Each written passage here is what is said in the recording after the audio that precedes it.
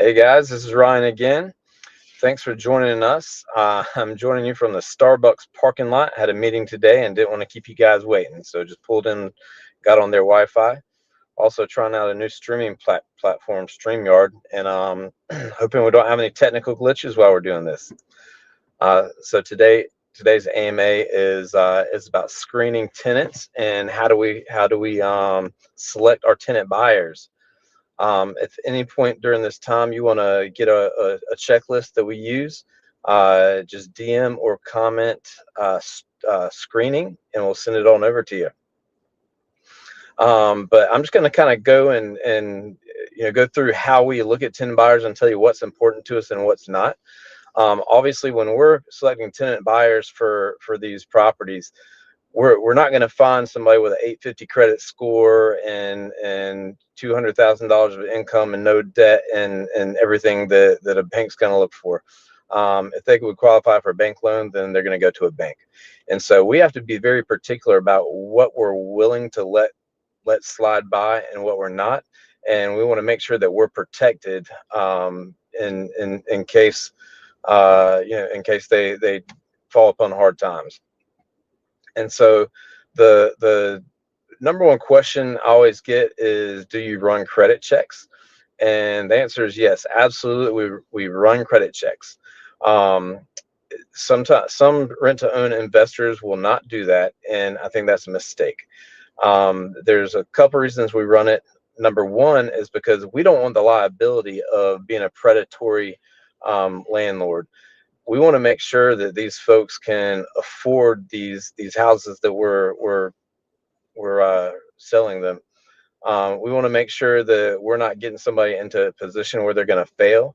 Because when it all comes down to it, if we go to court and a landlord says or the judge says, these people clearly could not afford this, why did you sell it to them? We want to have an answer for that. We want to have a credit report to go back to.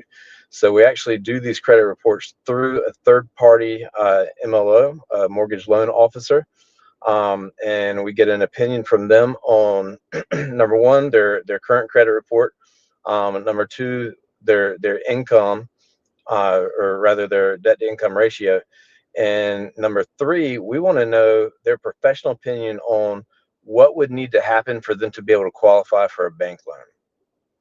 And so, having said all that, the number one thing that strikes a tenant buyer off our list is if they cannot come up with a down payment. If the down payment, as I've mentioned in other AMAs and everywhere before, the down payment is what makes this whole thing work. It's the secret sauce. It keeps us protected. If there is a problem, if there's a problem with making a payment or two or something like that, it gives us enough wiggle room to be able to continue that relationship with that tenant buyer without seeking eviction. Eviction is not something either us or the tenant buyer want. So that down payment is going to be absolutely critical. The second thing is, when we're looking at the credit report, we want to look at their income and their debt to income ratio. So we'll ask them their income and we want to verify that income. Some folks aren't going to have the same type of verifications that banks want, and that's the reason they couldn't get a bank loan. So they may not have a W-2 that has their pay stubs and stuff like that. They may not have they may get paid in cash, or they may be a contractor and they might not have a 1099. They may not file tax returns. But we want to see that money coming into their account, whether it's through Venmo, PayPal, Cash App, their bank account, however it is. We want to see that money getting to them. Once we verify that, we want to look at their debt to income ratio.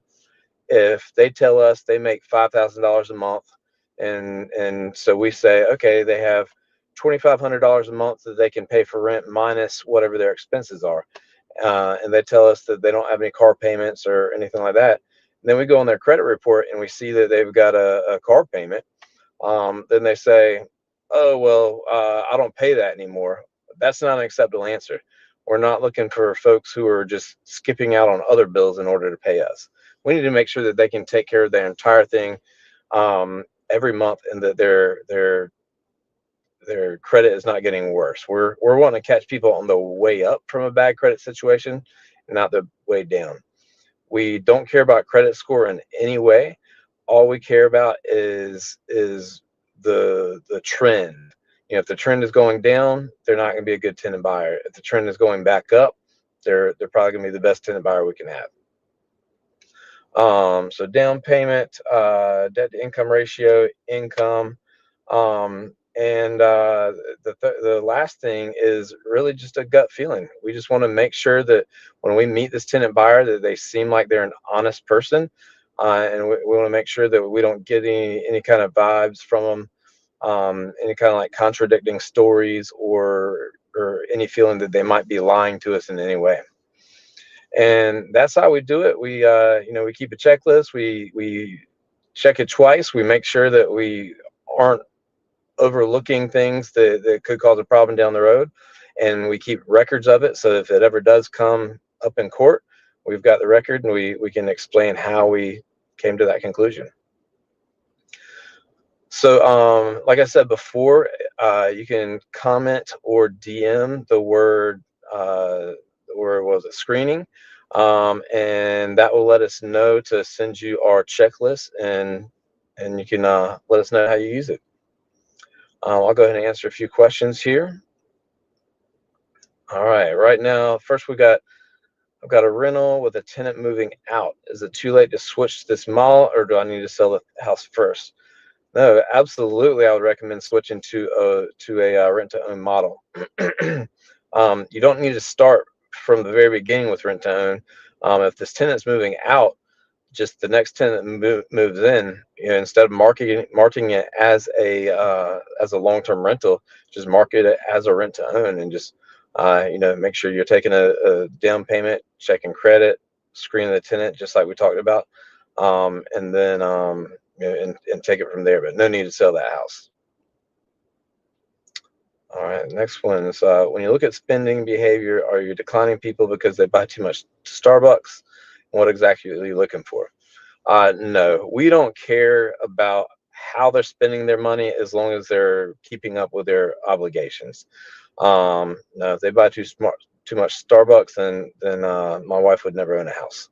So I think that the as long as they're keeping up with their current bills, we don't pay attention to how they're doing it. If they've got too many cars, if they got another property, or if they've got too much credit card debt or anything like that, that's not a big deal to us, provided that the income that they're showing shows us that they can pay all of those obligations plus the rent on the house.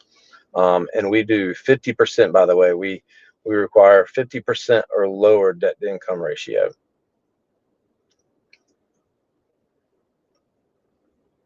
All right. Next question. What if the applicant has changed jobs recently? Do you require them to be the same company for 5 years, or how do you find stability? We do not have a requirement. Banks typically do not have a requirement for W-2 jobs. And so we certainly don't have a requirement for W-2 jobs as long as they have that W-2 income and can show a pay stub. For 1099 and contractors and tenants who earn kind of alternative income, is the best way to put it, we do have a little bit more stringent requirements, and that's just to show, we just want to see that they consistently are bringing that money in. We want to see that it's brought in monthly. We don't care if it's brought in all the beginning or all the end of the month, or scattered throughout the month, or however it is. We just want to see that it is coming in regularly. If somebody goes for a gap of more than 2 months without some income, that's when red flags start to get raised, and it's really got to be a judgment call. We've got to understand the story behind it and understand the reasoning. As long as we can get comfortable with that reasoning and that story, at the end of the day, what's important to us is that they can pay the bill now, and that they're not the type of person who's going between jobs a lot. So we just like to just get an explanation whenever something's going wrong, and make sure that we're comfortable with that explanation. All right. See, how can you know when they'll be able to get a mortgage? Banks change their rules all the time, or are we just hoping that they qualify in 2 years? That's a great question. You can never be 100% sure that they're going to be able to do anything in the future. Nothing's guaranteed but death and taxes. So we get our mortgage loan officer's best opinion on what would be required. If the mortgage loan officer says that, hey, they're going to need to pay down $300,000 of debt, then we know that's probably not hopeful that they're going to be able to qualify in the next 2 to 3 years. If the mortgage loan officer says all they need to do is pay their current bills on time and then maybe pay an extra $100 a month towards this credit card or this outstanding car loan or whatever it is, then we know that that's going to be possible. We do not and cannot plan for changes in Fannie Mae and Freddie Mac standards. Now's a good time to talk about that. I've read that they're talking about changing or reducing the minimum credit score for Fannie Mae and Freddie Mac. And we don't have any control over that. All we can do is control what we know right now. At the end of the day, if we get 2, 3 years down the road and they change the lending standards and we need to extend our agreement with that tenant buyer to allow them to buy that house, we're going to be understanding of that. We're still making our return on investment. They're still paying their bills, and we're happy with it. Next question. You mentioned you have to go through all the spending habits when choosing tenants. Why go through all the trouble? Why not just pull a credit report and then a 580 credit score? Just say no. We do not have a minimum credit score. We take the credit score and throw it in the trash altogether. I have tenant buyers with 450 credit scores that are perfect payers and are doing great. And that's because they had very little credit, low credit, not because they had just torn their credit all up to pieces. And there's a big difference. Spending habits is not that important. Like I said before, as far as where they're spending the money, what's important is how much they're spending each month based on their current income.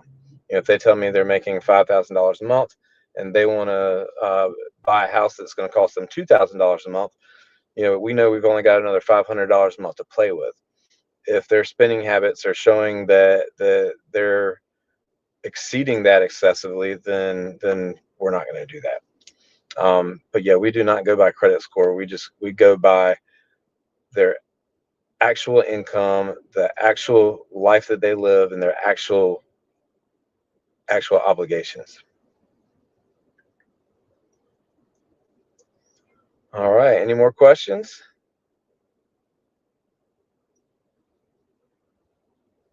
All right. I believe that's it. Well, thanks for hopping on and checking it out. I'll look forward to seeing you next time. Feel free to DM or leave a comment. Leave screening if you'd like our checklist, or if you'd like to meet one-on-one and explore the fund a little bit. Send me a DM or comment and let me know. You guys have a great day.